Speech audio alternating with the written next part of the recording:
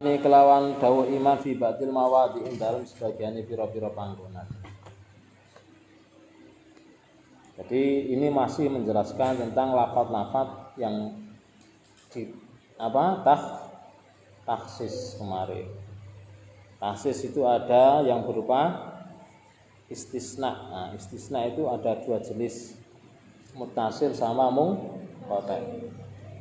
Istisna mutasir itu apa? Ayakunal mustasna min jinsil mustasna minhu. Mustasna merupakan golongan dari mustasna minhu. Contoh ja'al qaumu illa zaidan.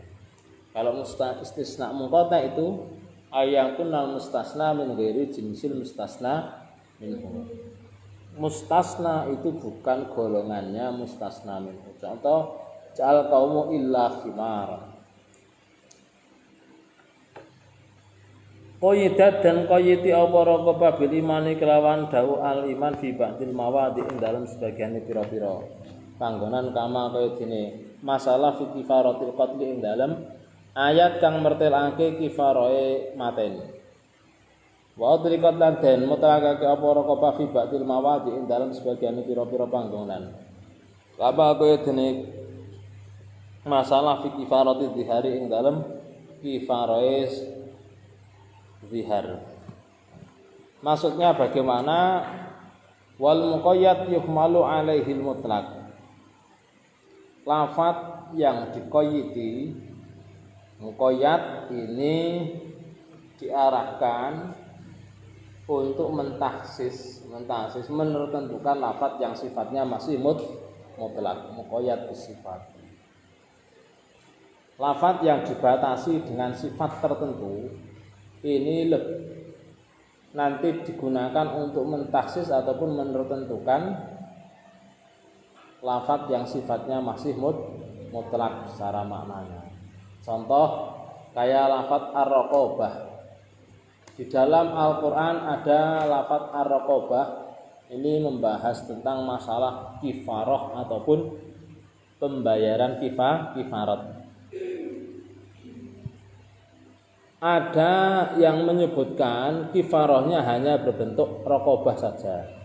Ada yang menyebutkan kifarahnya harus raqabah sing mukminah. Maka yang mana yang digunakan? Tentunya yang digunakan adalah yang sudah diqayyidi. Artinya yang diberlakukan tidak semuanya raqabah itu digunakan untuk mengkifarahi, tidak. Tetapi yang digunakan untuk mengkafaroi adalah raqabah yang mukminah, artinya budak yang mukmin. Contoh Allah Subhanahu wa taala berfirman, "Fatahriru raqabati mukminah." Ya kan? Kalau ada yang membunuh, maka itu dendanya, kalau enggak ya wajib nanti membayarkan raqabah mukminah. Membayar hamba sahaya, memerdekakan hamba sahaya yang mukmin. Tapi dalam sebagian yang lain Allah Subhanahu wa taala tidak menjelaskan tentang raqabah mukminah, seperti halnya ketika Allah Subhanahu wa taala menjelaskan tentang kafarahnya sumpah zihar. Sumpah zihar itu apa? Sumpah zihar itu adalah menyamakan istri ya atau salah satu anggota tubuh istri dengan saudara muhrimnya. Dengan saudara siapa? Maka hati-hati sampean besok kalau punya suami, kok suami bilang misalnya, "Dek, bibirmu kok kayak bibirnya makmu." Nah, itu enggak boleh, itu langsung dikumpuli. Paham? Harus membayar kifarah dulu. Enggak boleh. Dek, punggungmu kayak punggungnya ibumu, itu juga enggak boleh. Paham? Itu namanya sumpah zihar. Itu menyamakan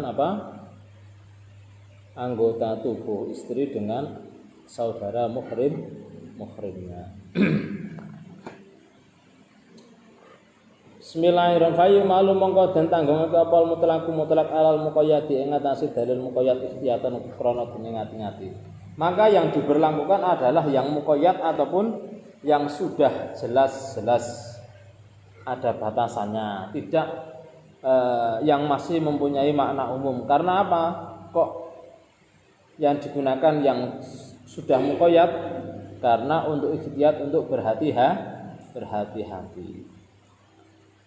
Wa ya juzulan menang apa tahsisul kitabi nahsis alkitab atau Al-Qur'an bil kitabi kelan kitab nau qouli ta'ala subhanahu wa ta'ala wala tunqil musyrikati khusun den tertentokake apa kuwi dawuh wala tunqiku qauluhu kuwi diqoli khusun den tahsis apa wala tunqil musyrikati diqoli kelan Allah ta'ala wal musanatu minal ladzina utul kitabi min qablikum ay khilul lakum tegese filun iku kang halal lakum kedhisik kabeh.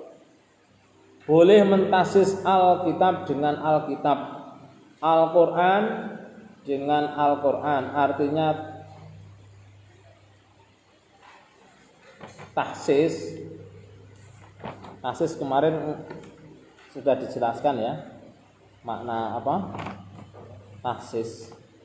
Boleh mentasis menentukan Al-Qur'an dengan Al-Qur'an. Tahsis itu kemarin apa? Tamyizu ba'dil mengeluarkan sebagian dari kelompok, sebagian dari kelompok. Boleh mengeluarkan hukum yang ada pada Al-Qur'an ya dengan adanya firman Allah Subhanahu wa taala. Contohnya Allah Subhanahu wa taala berfirman wala tunqihul musyrikati, jangan kalian menikahi perempuan-perempuan musyrik. Perempuan musyrik itu kan pokoknya musyrik itu secara umum itu kan perempuan-perempuan yang tidak beriman kepada Allah dan juga tidak beriman kepada Rasulullah. Ya kan? Nah ini terus kemudian ditahsis dengan dalilnya Allah Subhanahu wa taala. Kalau memberlakukan dalil ini maka orang-orang ahlul kitab itu juga tidak halal, tetapi Allah Subhanahu wa taala berfirman wal muhsanatu minal ladzina utul kitab min qablikum ay khilul lakum. Perempuan-perempuan yang mereka menjaga dirinya dari orang-orang yang diberikan kitab Alkitab. Kitab yang dimaksud apa? Min qablikum, dari sebelum kalian semua, yakni dari sebelum umatnya Nabi Muhammad. Orang-orang yang ahlul kitab, ahlul Injil, ahlul Zabur, ahlul Taurat itu hukumnya halal bagi kalian semua. Ini termasuk tahsisul Al-Qur'an dengan Al-Qur'an, mentahsis, mengeluarkan hukum yang ada yang sudah ada pada Al-Qur'an dengan dalil yang ada pada Al-Qur'an itu sendiri. Musyrik, perempuan musyrik itu hukumnya haram bagi non muslim, ya kan? Orang kafir itu hukumnya haram bagi orang muslim. Akan tetapi, ya kan? Ada yang boleh. Siapa yang boleh? Mereka adalah ahlul kitab. Terus sekarang siapa ahlul kitab itu? Apakah masuk orang Nasrani, kayak orang Kristen mereka?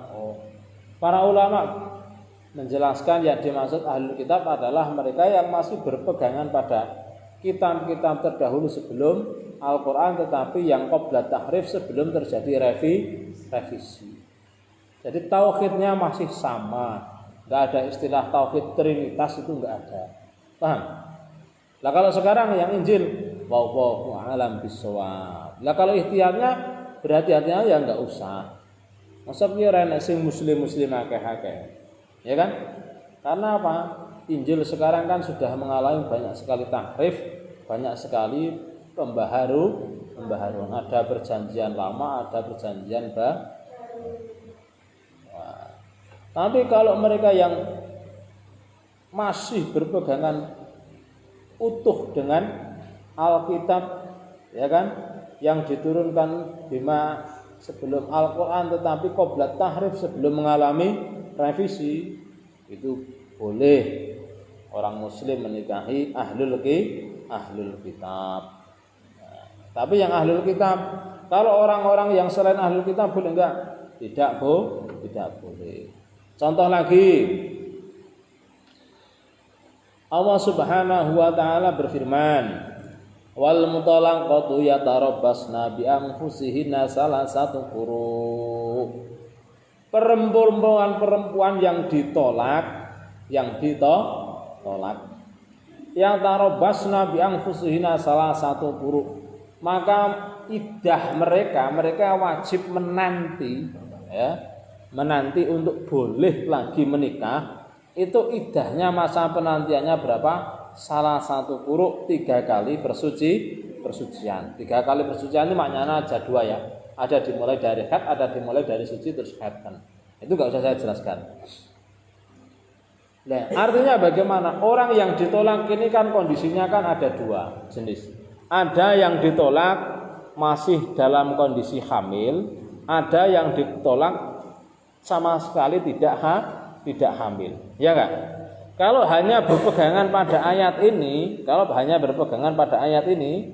berarti seorang perempuan yang telah ditalak maka iddahnya cukup salah satu quru, 3 kali persucian. Suci, haid, suci, haid, suci, haid, suci, haid, suci sudah boleh. Paham? Atau dimulai dari haid, suci, haid, suci, haid, suci, haid, suci sudah boleh. Salah satu quru. Qur'in. Bukan pakai bulan ya, jangan pakai bulan. Orang kan biasanya terus kemudian dimudahkan 3 bulan. Nah, bukan 3 bulan. Salah satu quru 3 kali haid ataupun 3 kali suci. Karena Qur'un itu bisa bermakna tuhrun, Qur'un juga bisa bermakna haidun, ya kan? Sampai kalau belajar ilmu haid itu kan nama-nama jenis haid itu kan ada berapa? Istilah haid namanya ada berapa? 14 ya. Termasuk ada haid, mahid, makhot, nifas, qur'un, ya kan? Iya benar. Dirus, wirek, nyirek dan seterusnya itu kan. Nah itu. Kowe iki wong wedok ora apa. Diapalke. Ada namanya qur'un. Nah, qur'un itu maknanya ada yang bermakna haidun, ya kan? Berarti salah satu quru 3 kali haid.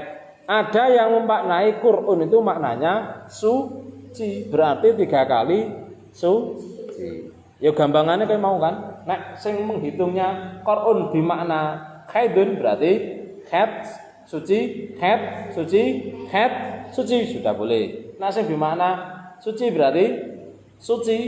Nek dia pas dengan dalam kondisi haid berarti nunggu suci, haid, suci, haid, suci, haid, suci langsung boleh. Paham?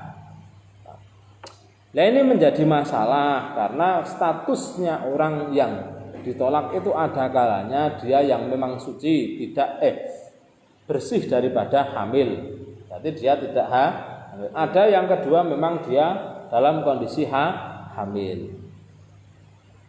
Kalau hanya berpegangan pada ayat ini, bagaimana Pak?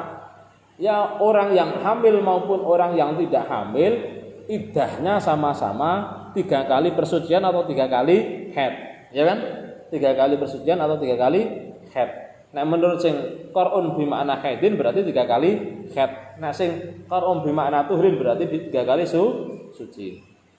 Lah sekarang pertanyaannya, lah kalau orang yang hamil maka Al-Qur'an kemudian menyusuli lagi, lah ini namanya taksis, mengeluarkan bagian daripada suatu golongan atau suatu kelompok, ya kan? Kemudian ditaksis, ayat ini ditaksis dengan apa? Firman-Nya Allah Subhanahu wa taala, wa ulatil ahmali ajaluhunna ayyadna hamlahunna. Dan para perempuan-perempuan yang sedang kondisi hamil, sedang kondisi apa?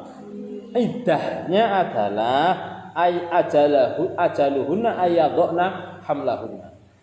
Iddahnya, masa penantiannya adalah Sampai melahirkan kandungan anak yang dikandungnya.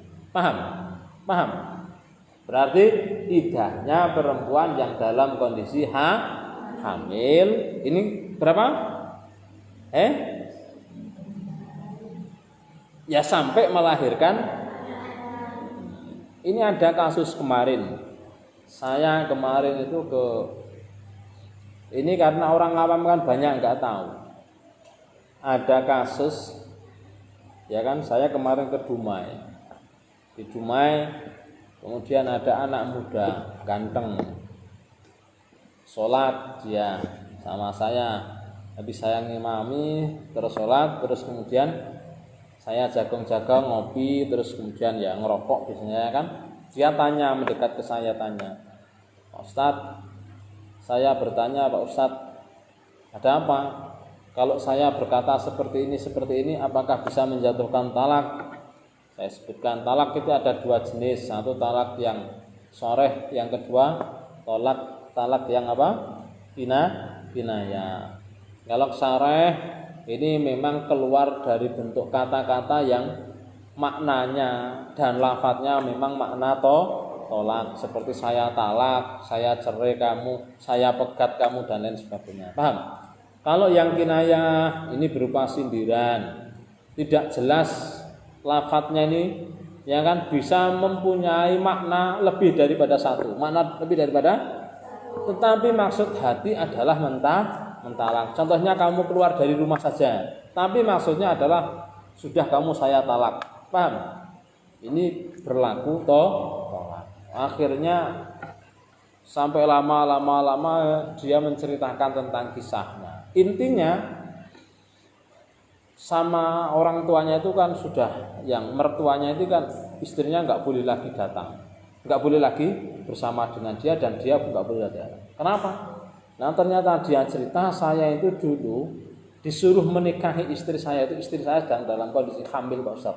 Itu bagaimana Pak? Oh, kok bisa, saya bilang gitu.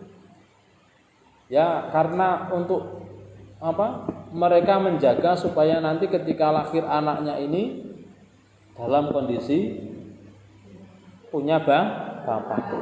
Enggak, dulu punya suami, tapi kemudian cerai dalam kondisi hamil, terus kemudian ditinggal. Jadi suaminya enggak mau bertanggung jawab, istrinya kayak gitu. Jadi supaya keluarganya ini malu nanti kalau anaknya lahir enggak punya bapak, maka dia suruh menikah. Saya bilang itu enggak boleh sebenarnya, kecuali hasil zina. Kecuali hamilnya dia itu karena zina, itu sampean nikah enggak apa-apa. Tapi kalau dari pernikahan yang sah, ketika ditolak atau suaminya dulu meninggal, maka si istri enggak boleh menikah kalau dia dalam kondisi hamil, ya. Ketika dia dicerai atau ditinggal suaminya ini sampai ia melahirkan. Lah saya enggak tahu Pak Ustaz, ya sudah sampean. Tapi kan bingung kan? Mau saya suruh ngulangi nikahnya, wong dia sudah cerai. Ya bingung aku. Orang tahu, orang ngerti kan, kata keluarganya boleh, ya jangan pakai kata-kata. Makanya harus menjadi selektif. Orang-orang yang menjadi yang bekerja di KUA, ya kan, terus di penyuluh-penyuluh agama, ini harus membahas seperti ini, harus benar-benar detail, ya kan. Jangan sampai karena terus kemudian memberikan hukum yang enggak jelas. Terus kalau begini gimana itu Pak Ustadz? Saya boleh enggak sama istri saya lagi? Sudah begini saja. Wong sampan sudah enggak boleh ke rumah siapa? Mertuamu dan istrimu sudah dibawa. Santai saja dulu. Minta petunjuk kepada Allah. Tenangkan. Sampan punya anak enggak punya? Oh ternyata juga punya anak dia. Sampan yang paling wajib ngurusi anak sampean gitu. Kalau istri sampan sudah dalam kondisi cerai, ya sudah saja. Lah anak yang dulu itu kan hakikatnya bukan anak sampean secara hubungan biologis, ya kan?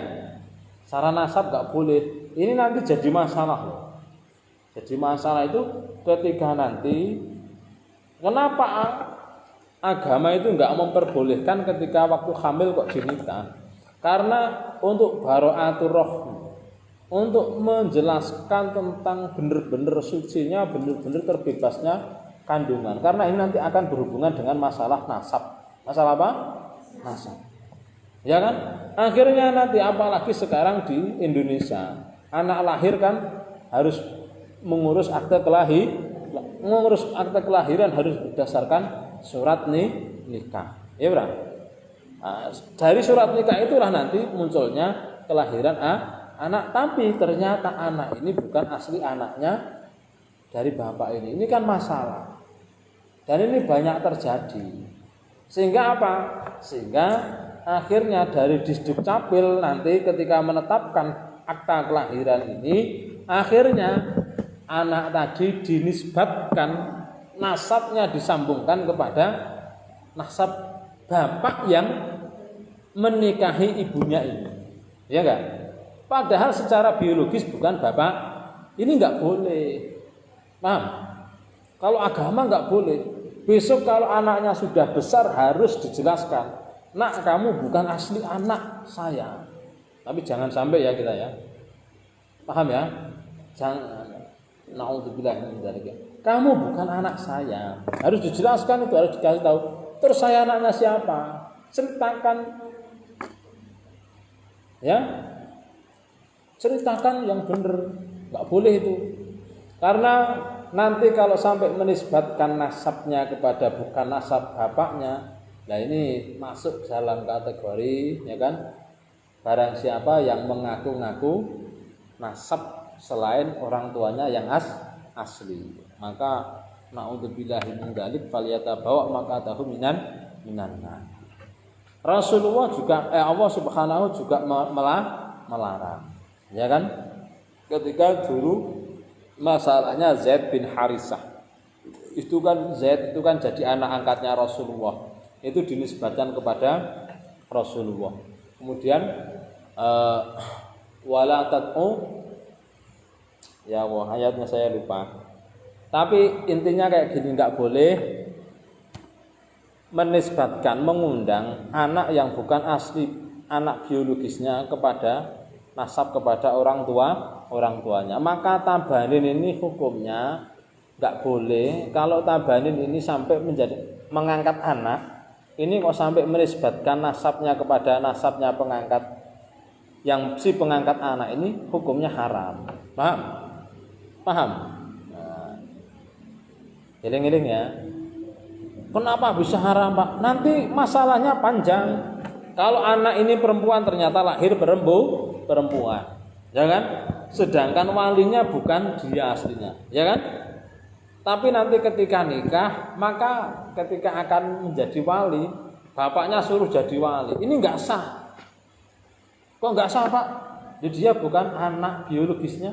Paham? Walinya yang sah yang siapa? Ya yang menjadi bapak biologisnya benar dulu. Paham kan?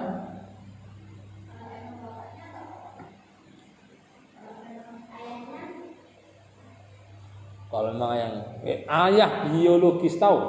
Ayah biologis itu ayah yang apa ya sebenarnya? Ayah kandung, ayah yang menghamili lah kayak gitu. Bukan disebabkan hanya ayah karena hubungan pernikahan saja. Paham? Loh. Kan tadi kan saya sebutkan ada orang hamil terus kemudian dinikah. Berarti yang menikah ini ketika anak lahir, bapaknya ini kan bukan bapak kandung, bukan bapak biologisnya. Paham? Ya enggak? Ayahnya yang asli ayah biologisnya mana? Ya yang pertama kali hamil si perempuan tadi bersama dia yang telah menceraikan ataupun meninggal ataupun meninggalkan. Paham kan? Hah? Lah kan ada. Apa? Bapaknya punya bapak enggak? Nah, punya kakek misalnya kan? Kakeknya itu bisa. Paham? Dan seterusnya. Kalau sudah enggak ada semuanya, Pak. Kalau enggak ada semuanya ya sudah. pakai namanya wali hakim. Man la waliya lahu fawaliyus sultan. Barang siapa yang tidak ada wali baginya, maka siapa yang menjadi wali dia nanti adalah pemerintah. Dalam hal ini minimal KUA ataupun naibnya. Paham? Ataupun ya wali pemerintah, bukan kiai ya. Kalau kiai itu naib pengganti saja.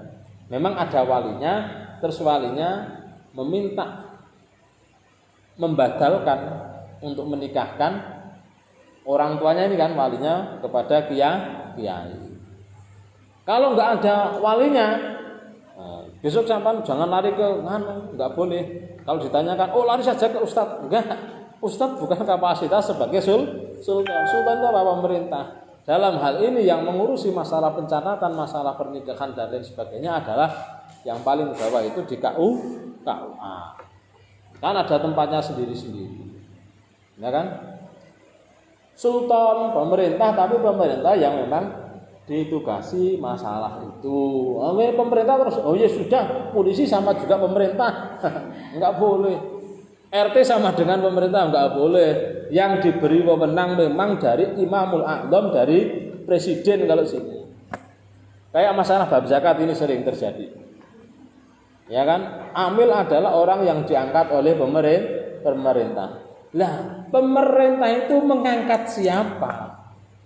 Memberikan otoritas untuk menjadi amil itu kepada siapa yang mengurusi masalah zakat? Hal ini pemerintah membentuk namanya Basnas, Badan Amil Zakat Nasional. Tapi orang tidak.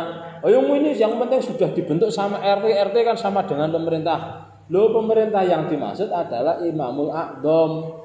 Pemerintahku pusatnya. Dalam sini namanya presiden. Presiden memberikan wewenang untuk masalah zakat kepada Basnas. Terus bagaimana Pak? Ya kalau mau jadi amil yang resmi, ya minta rekomendasi daripada Basnas di tempatan masing-masing. Orang kok minta kepada apa? RT RW. Kadang kan lucu itu. Saya kadang yang penting kan sini sudah ada RW-nya udah ada. Loh ya RW itu kan ngurusi macam-macam. Bukan ngurusi masalah zakat RW itu, ya kan? Wong mereka enggak diberikan pembekalan khusus ilmu masalah zakat. Jaksel sama takoni. RT ini tentang nisab zakat. Mesti ra paham. Iya kan? Sama dalam kapasitas untuk menjadi wali hakim siapa? Ya, dalam hal ini KUA tentunya yang paling rendah. Paham? Paham? Ini hati-hati ya. Kalau nanti sampai nikahnya enggak sah, wah beribut terus kan, ujungnya terus. Maka mata rantai seperti ini harus diputus. Diputusnya bagaimana? Pahamkan keluarga masalah agama. Paham? Supaya paham bener bab masalah pernikahan dan ini. Nah ini marak sekarang ini marak. Ini kasus tidak. Masya Allah, naudzubillah min dzalik. Kasus ini enggak sedikit ini. Sampai kadang ada orang jadi bayaran untuk menikahkan seseorang. Naudzubillah min dzalik. Saya itu dulu pernah kok. Orang tuanya kerja di sana, di jauh sana yang laki-laki sama perempuan kan ada di luar provinsi bahkan di luar pulau, terus kemudian anaknya kuliah di sini anaknya terus kemudian hamil sama pacarnya. Ini saking bingungnya ini suruh gimana ini terus pacarnya kabur. Masalah ini. Ruwet. Terus suruh menikahkan. Terus menikah. Wah. Ya itu nanti ya saya bilang enggak bisa. Nanti kena kasus saya. Kalau mau menikah ya dia perempuan ya harus ada walinya seperti itu. Oh, masih enggak hidup keluarganya. Nanti kalau kita menikahkan kan kena pasal hukum nanti, ya kan? Kena undang-undang hukum. Nah, kita telah memaksakan kehendak dan lain sebagainya, bukan anak kita. Tapi orang kadang-kadang kan silau. Berapa Pak? Saya bayar Pak. Oh, bahaya itu. Paham ya? Itu contoh taksisul kitab dengan mentahsis hukum yang ada pada Al-Qur'an dengan Al-Qur'an itu sendiri. Wa tahsisul kitabi lan nasis al-kitab sunnati kelawan sunnah. Kata sisi qauli ta'ala kaya nasis dawa ta'ala yusikum wa fi auladikum lidzakari mislu hadzil unsayain ila akhiri maring akhiri qauli ta'ala asyamili kang mengkulil waladi maring anak al-kafiri kang kafir bi hadis sahihaini kelawan hadis Imam Bukhari Muslim la yarisu ora kena mari sapa al muslim wong muslim al kafir ing wong kafir walal kafir lan ora wong kafir walal kafir lan ora wong kafir al muslimah ing wong kang muslim. Yang kedua boleh mentahsis hukum yang ada pada Al-Qur'an dengan hadis. Tapi tidak sembarangan hadis. Hadis di sini yang berkekuatan hadis yang mutawatir. Hadis yang apa? Mutawatir. Hadis ahad atau hadis farad itu belum boleh. Hadis mutawatir itu bagaimana, Pak? Hadis mutawatir itu hadis yang diriwayatkan oleh banyak para perawi dengan model yang sama.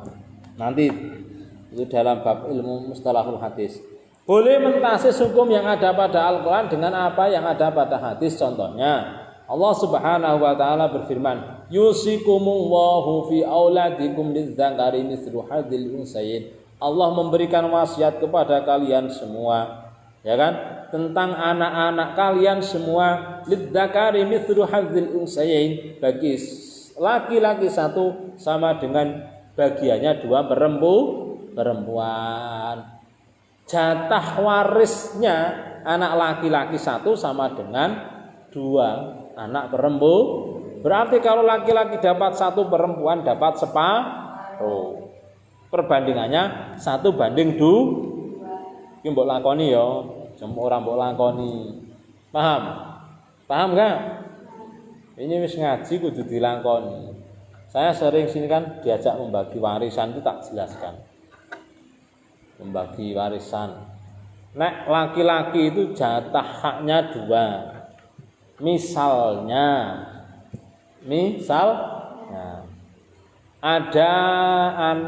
ada orang tua meninggalkan ahli waris cuma anak saja ini ya, cuma anak saja biar mudah. Ya kan? Cuma anak saja mbae wis renek kan wis ora enak ya kan? Gare anak tok lanang karo wedok. Lanange loro, wedoke papat. Berarti cacahnya berapa? Cacahnya berapa? Lanang loro wedok papat. Sama dengan hitungannya padha karo pira? Sama dengan 4. Ya, Bro? Sama dengan 4. Terus bagaimana cara membaginya kalau misalnya diuangkan. Misalnya orang tuanya ini meninggalkan harta warisan 1 triliun. Kalau diuangkan, misalnya kan, mbok menawa pas arep mati ujug nemu apa? Ujug kesandung emas sak ton. Segunduk gara-gara nyandung emas sak ton nang jero omah terus mati kan ya 1 triliun kan. Misalnya 1 triliun. Anaknya tadi kan laki-laki 2, perempuan 4. Ini baginya enggak usah payah, baginya langsung kayak gini saja, biar cepet kan. Sama dengan berapa itu kalau dihitung? Kalau dihitung berarti sama dengan ada 4. Ya sudah 1 miliar bagi 4 sama dengan berapa? Sama dengan atau sampean bagi secara terperinci menurut bilangan syakhsiyahnya, personnya, bitingnya. Nek perempuan dihitung 1 berarti kan perempuannya 4, laki-lakinya berapa? Laki-lakinya 2 sama dengan juga 4. 4 tambah 4 8. Berarti satu fardun, satu saksiyah, 1 person dapat berapa? 1 miliar bagi 8 berapa?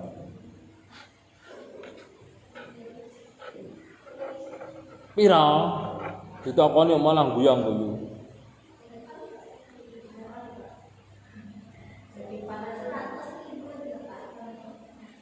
125.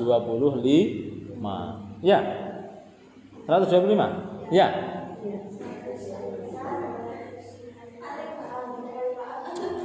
Salah. 1 miliar ya. 1 miliar bagi 8 itu sama dengan 125 juta. Ya, kalau 1 triliun 125 miliar. Barang ngono wae ta. Kalau 1 miliar 125 juta. Kalau 125 juta berarti yang perempuan, setiap perempuan dapat 125 juta. Kalau yang laki-laki berarti dapat 250 juta. Paham? Paham? Baginya kayak gitu saja. Kan penak. Ya ora?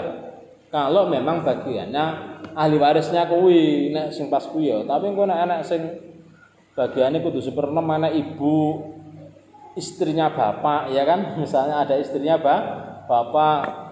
Nah, ini kan lain lagi nanti. Terus ada mbah, ada saudaranya bapak yang laki-laki dan lain sebagainya. Nah, ini akan berbeda. Misalnya itu cara bagi. Dah. Ini contoh Allah Subhanahu wa taala berfirman, lidzakari mislu hadzil unsayyin. Pokoknya bagian setiap anak yang meninggal, jadi gini, setiap anak yang mati, setiap orang tua yang mati meninggalkan anak, maka anak akan berhak menjadi ahli waris. Paham? Anak yang ngomong, nek diomongke anak iki anak biologis ya, aja anak tiri-tiri. Anak biologis. Paham? Nah, anak tiri ki anak gawan. Aja dibahas. Setiap setiap bapak ataupun ibu, pokoknya orang tua mati meninggalkan anak, maka anak akan menjadi ahli waris. Karena ahli waris itu ada berapa?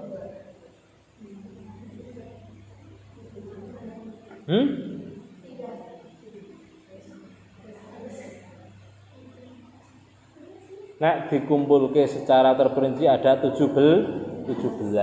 Oh, foto iki. Tiga.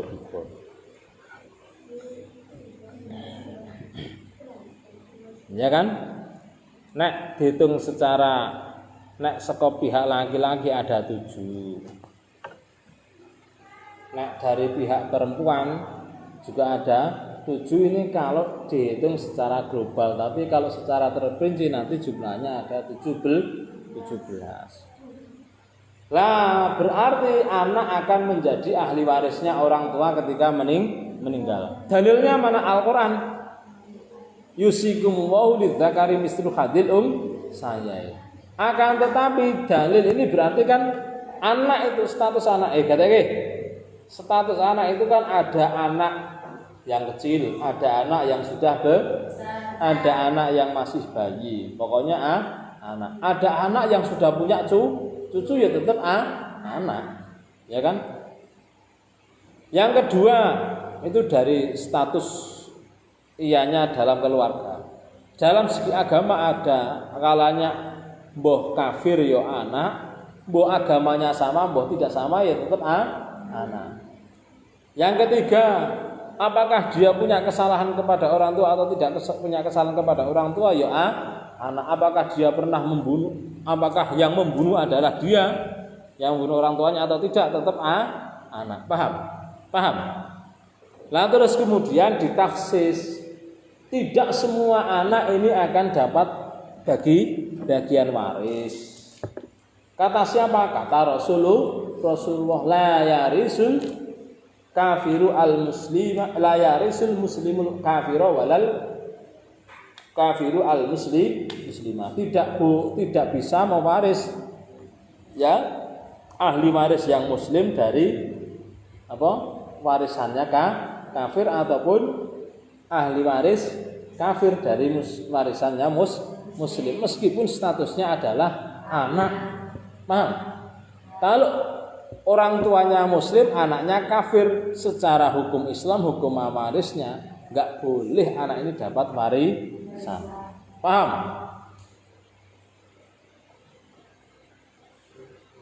Atau anaknya ini yang membunuh, dan apa inqita'il irsi, sebab terputusnya ahli waris itu ada berapa? Satu ikhtilafu dainin, berbeda agama. Yang kedua membunuh. Yang ketiga budak. Yang keempat murtad. Nah, itu enggak bisa. Itu namanya taksis. Mentaksis hukum yang ada pada Al-Qur'an dengan hadis. Karena hadisnya ini kok boleh, Pak? Ya ini karena hadis, kekuatannya hadis ini diriwayatkan dari Imam Bukhari hadis sahihain. Kuat, musalsal, mutawatir hadisnya.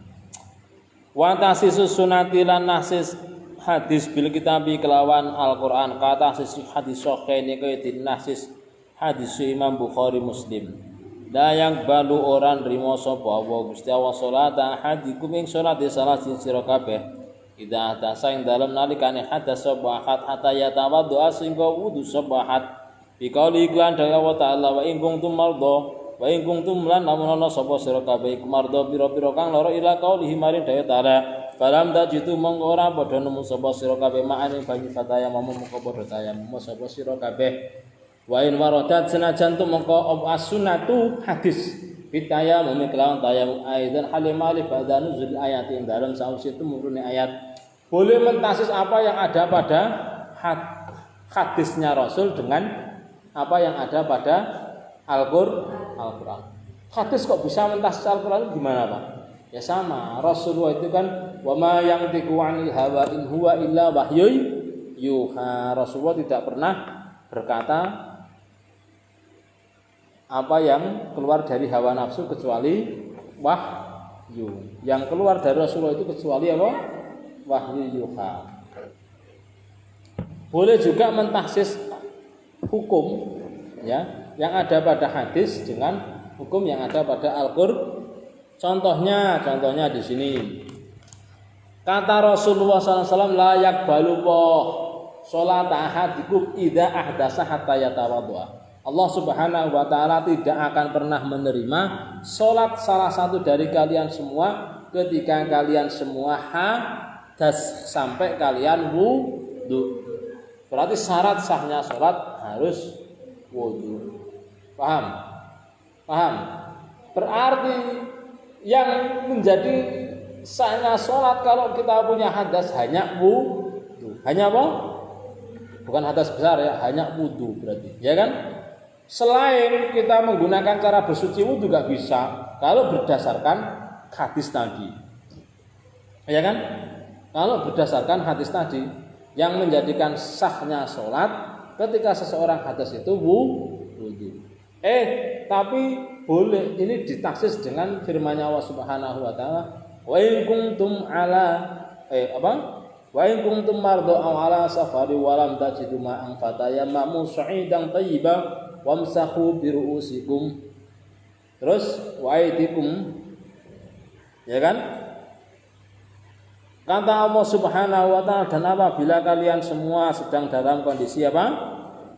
Dalam kondisi sakit ataupun kalian dalam perjalanan au jahadu minkum minal ghaiti aw lamastumun nisa, atau kalian semua telah menunaikan hajatnya atau kalian semua menyentuh perempuan, falam tajidu ma'an, maka kalian terus kemudian kok enggak menjumpai air sama sekali, ya fatayammamu sa'idan thayyiban, maka bertayamumlah dengan menggunakan debu.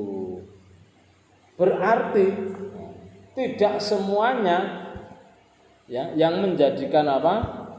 Sucinya hadas ketika akan melaksanakan sholat itu wudu saja tidak, tapi juga bisa lewat tayamum. Dalilnya mana? Dalilnya ini. Wa antasisus sunati lan nasis hadis bisunati kelawan hadis kata hadis sahih ini kaya dene nasis hadis Imam Bukhari Muslim. Fima ing dalam perkara sakep kang nyirami apa samau langit. Fima iku ing dalam perkara ya al usru utawi 1/10 Di hadisihima kelawan hadisi sahihain laisa ora ana iku fimain dalam perkara duna khamsati ausukin kang kurang lima pira-pira sak apa sedekahun sedekah. Boleh mentahsis mengeluarkan ya hukum yang ada pada hadis dengan hadis itu dengan hadis.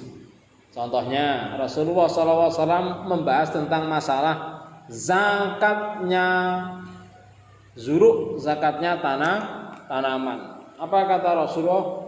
Fima saqatis sama al-usru.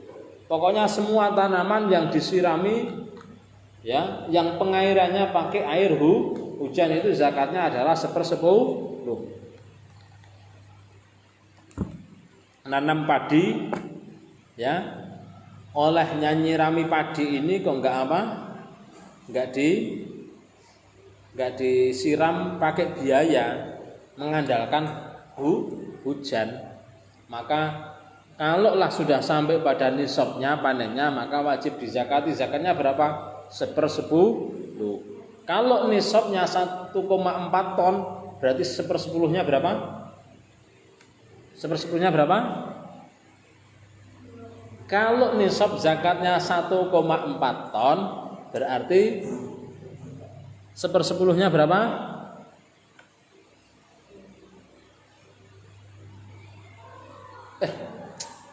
Apa tuh ini? 1,4 kuintal 140 kilo. Paham? Wajib dikeluarkan. Itu kalau pakai air hujan. Paham? Tapi kalau tidak pakai air hujan, pakai biaya, al-khumsu 1/5. 1/5-nya berapa? 1/5-nya berapa? 1/5 1,4 ton berapa? 1,2. 1/5-nya ya padha karo setengah 10 mau lho. Nek 10 isine 140 ya mestine setengah 70. Kok iki piye ta? Ngono kok payah. Nah bagi ku rasa ngitung ridik-ridik kaya marai bojoku. Kangelan iki. Nggawa rumus iki kangelan. Enak ki lho garenge lho. Kalau zakat kalau berapa? Nisabnya 1,4 ton, 1/10-nya berapa? Garek ngelongi nulis siji. Kan ada? Iya, Pak. 1,4 ton itu berarti sama dengan 1.400 kilo. Longi nulis siji wae dadi 140 kilo. Sekarang kalau 1/5-nya berapa? 1/5-nya ya berarti setengah 1/10. Nah 1/10 140, 1/5-nya berarti 70. Ngono lho. Hitungane iki nek bagi nggawa hitungane bagine wong dagang cepet. Ora potongan sugih. Nah ora potongane medhit-medhit iki. Bagi wae ra iso. Ya. Isane tambah-tambahan tok kan. Tambatan siji tambah siji, loro tambah loro tambah terus. Potongane wong medhit. Nek potongane wong lomo iki pinter bagi, kaya aku nek kon bagi-bagi pinter. Nek kon nambah ora pinter. Nah itu. Perhatikan ya. Caranya kayak itu, ora usah apa? Gawa rumus. Semen.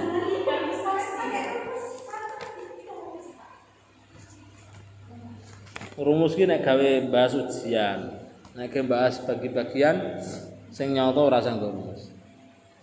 Lah terus kemudian kata Rasulullah, berarti kalau kata Rasulullah seperti itu, fima saqati sama al-usru, itu kan hanya menjelaskan, pokoknya semua fima itu menjelaskan tanaman secara umum. Itu maknanya mutlak, maknanya umum, menyeluruh. Tanaman ini, panenan ini, fima panenan ini, baik panenan dapat sekilo ya zakatnya 1/10, sing penting disirami pakai hujan. Atau panenannya 20 kilo ya zakatnya tetap 1/10, yang penting disirami pakai hujan. Atau panenannya 2 ton ya tetap sepersepuluh. Wong namanya cuma ma. Di sini cuma diterangkan fima. Pada panenan yang disirami oleh hujan. Tidak ada diterangkan jumlahnya. Berarti seluruh panenan, kalau hasil panennya ini, hasil tanamannya ini disirami pengairannya lewat air hujan, maka wajib dikeluarkan zakat sepersepuluh. Mbah panennya sedikit, mbah panennya banyak. Paham? Hah? Wasit tak takon sawit bareng. Dipahami dhisik. Engko malah salah kowe iki. Dipahami dulu. Keterangan saya ini dipahami dulu. Terus ini ditahsis itu apa kemarin? Atahsis itu apa? Tamyizu ba'dil jumlah. Mengeluarkan sebagian dari jumlah. Tidak semua panenan harus dizakati sepersepuluh. Mana yang wajib dizakati sepersepuluh adalah ini ditahsis lewat apa sabdanya Rasulullah SAW, laisa fima duna khamsati sukin sedangkah. Panenan yang tidak sampai pada 5 wasak ini tidak wajib dikeluarkan zakatnya. Paham? Mau disirami pakai air hujan, mau tidak disirami pakai air hujan, kalau panenannya enggak sampai 5 wasak tidak wajib dikeluarkan zakat. 5 wasak itu berapa macam-macam hitungannya. Cara wong biyen ki ngarani cara ngene 5 sak. Tapi ya sak karunge karung wong Arab kono. Wong Arab ki gede-gede ya mesti sake gede-gede. Ya ora? Ya kan? Orang kaya wong Jawa kan, wong-wonge wis gede-gede kae. Mesti ya karunge ya gede-gede. Cara ngangkat ngono ya walah. Nah itu. Kata Rasulullah, kalau panenan enggak sampai berapa? 5 wasak tidak wajib dikeluarkan zakat. Paham? Terus sawit piye, Pak? Sawit jira piye-piye to regane apik saiki.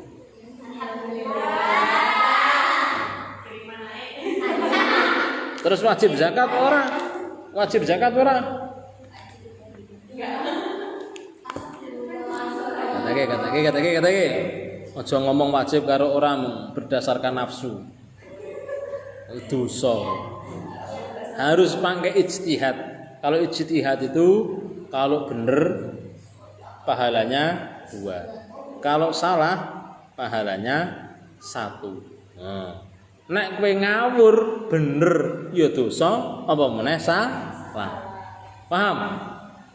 Ngawur ki piye, Pak? Orang ngerti hukum, ora ngerti. Bab zakat kowe ora ngerti kok gayane sok ngomong wajib zakat lho. Iki lho. Kita Abu Ahkam zakat iki mbok pelajari. Ya kan?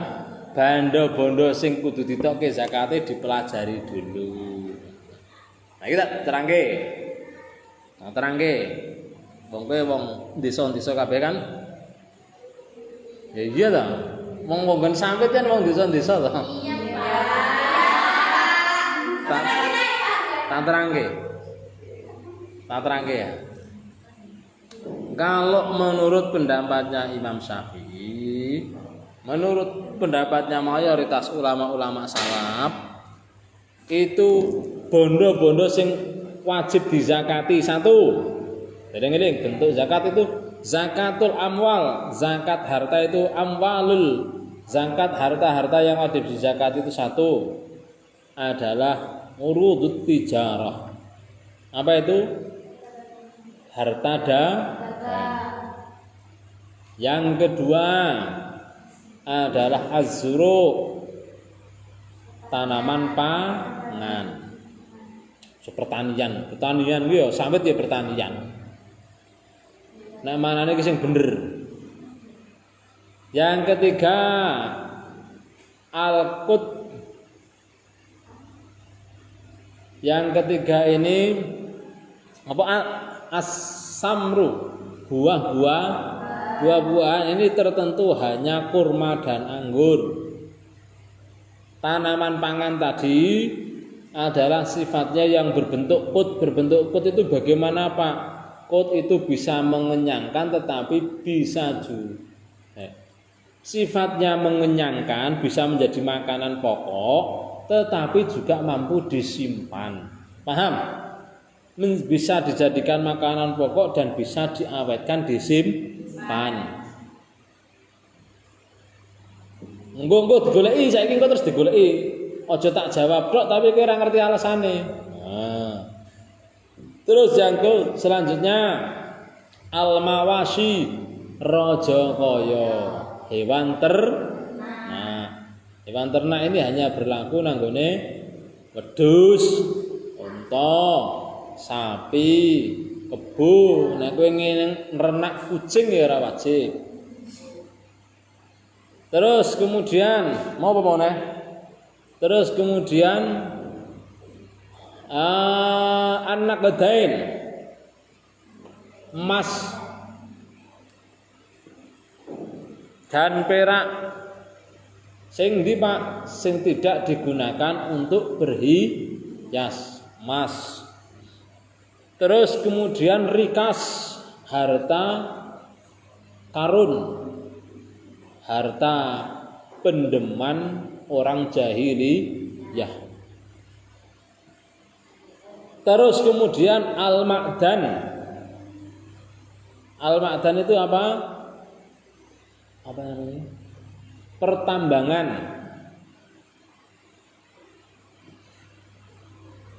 Nah, saiki sawit itu masuk yang mana? Kira-kira yang paling dekat mana? Kalau bahasa Indonesia sawit masuk kategori buah. Iya, Bro. Buah sawit.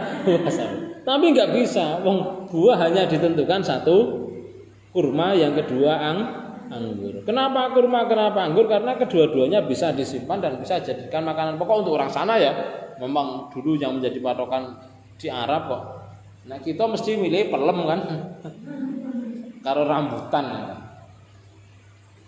Nah kalau buah-buahan hanya tertentu kurma dan anggur, berarti sawit masuk kan ke buah? Tidak. Sawit masuk ke raja kaya pernah?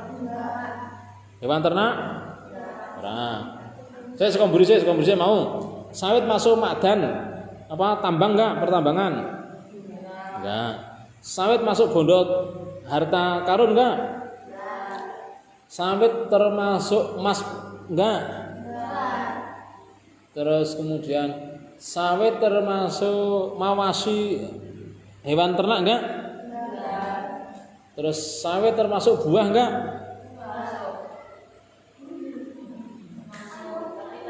Tapi sudah dibatasi kurma sama berarti masuk enggak? Terus yang terakhir adalah azruk, yaitu apa?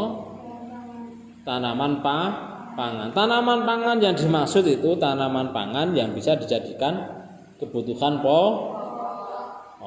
makanan pokok, tetapi juga bisa digunakan alqut, tapi sing mampu yudakharu, mampu disimpan. Paham? Ora basa sawit dadi panganan perang. Jadi makanan pokok enggak? Enggak. Bisa disimpan enggak? Basa. Ya, Bro. Terus masuk yang mana, Pak? Makanya kalau berdasarkan fatwa penjelasan ulama-ulama dahulu enggak wajib dizakati sawit itu. Paham? Ini kalau berdasarkan ulama dulu ya, enggak wajib dizakati. Yes. Terus untuk amannya apa? Untuk amannya disedekahi saja. Setiap panen sedekahlah 2,5%. Ada orang yang bilang saya wajib dizakati, zakatnya zakat apa? Karena kan dijual belikan itu sawit berarti urudut tijarah. Berarti kalau urudut tijarah zakatnya berapa? Ya setiap kali harus mengeluarkan 2,5%. Tak ceritani cara mengeluarkan urudut tijarah itu adalah 1 tahun sekali, enggak setiap panen, saya bilang gitu. Ojo kowe nisabe madake nisab urudut tijarah, tetapi cara zakate ikhrajuz zakate menggunakan cara ikhrajuz zakat apa jenengane Zuruk tanaman pangan. Kalau tanaman pangan sekali panen zakat, sekali panen zakat. Yo. Ya berarti kita pakai nganu saja tanaman pangan. Nek saiki pakai tanaman pangan cara zakatnya ya 2,5%. Oh gundulmu aku. Kalau sampean pengen mengkiaskan dengan tanaman pangan sekali panen zakat, sekali panen apa? Zakat carane ngene aku. Minimal itu kan senilai dengan 1,3 ton. 1,3 ton atau 1,4 ton gabah. Lah nek gabah regane piro? Misale gabah regane 5.000. 5.000 ping 14 piro? Oh alah. 5.000 ping 14 60. 70 berarti berapa? 5.000 kali 140. 1.400. Berapa?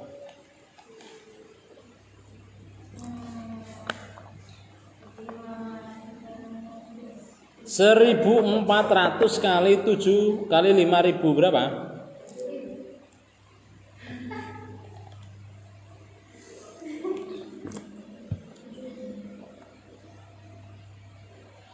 Sowan iki carane ngepengke ya bener 7 juta.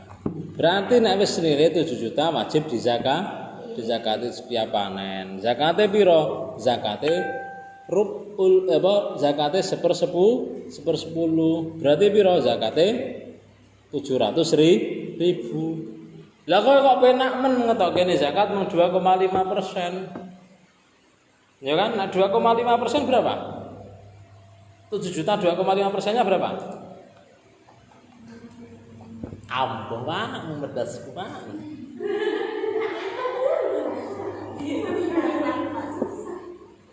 2,5%-nya 7 juta berapa?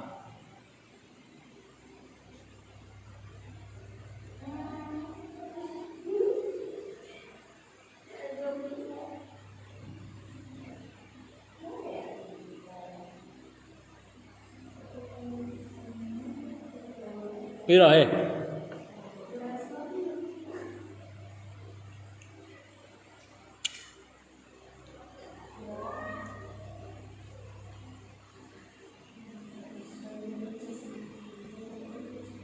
ngono ora iso karo takon zakate sawit. 2 hitung 2,5%-nya 7 juta itu berapa? Kowe nek bagi gampang 2,5 itu carane ngene. Dibagi 10 dibagi 40. Dibagi 10 terus dibagi 4.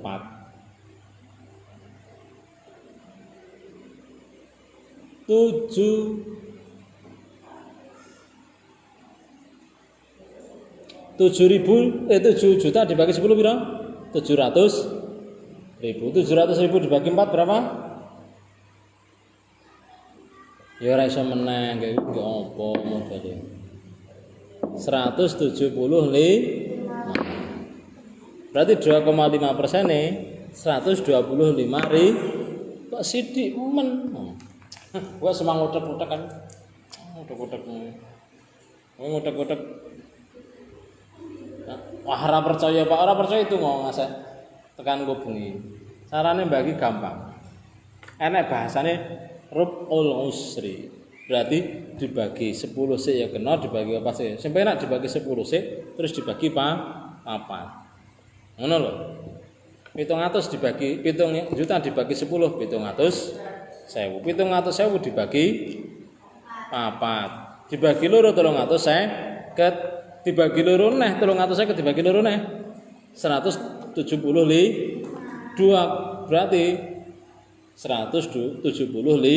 Nah, ngono lho. Mbah.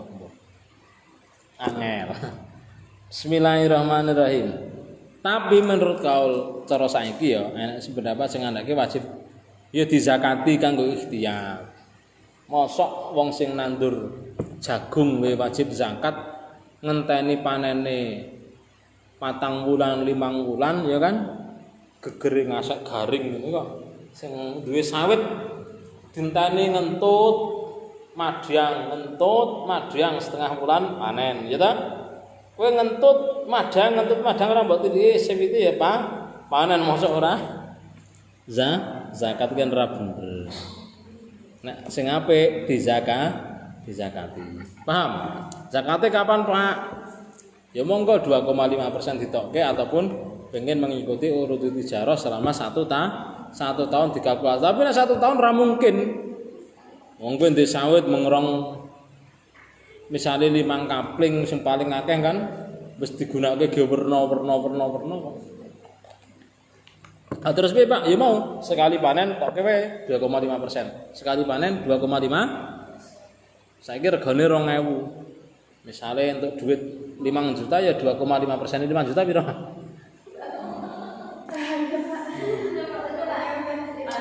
Yes.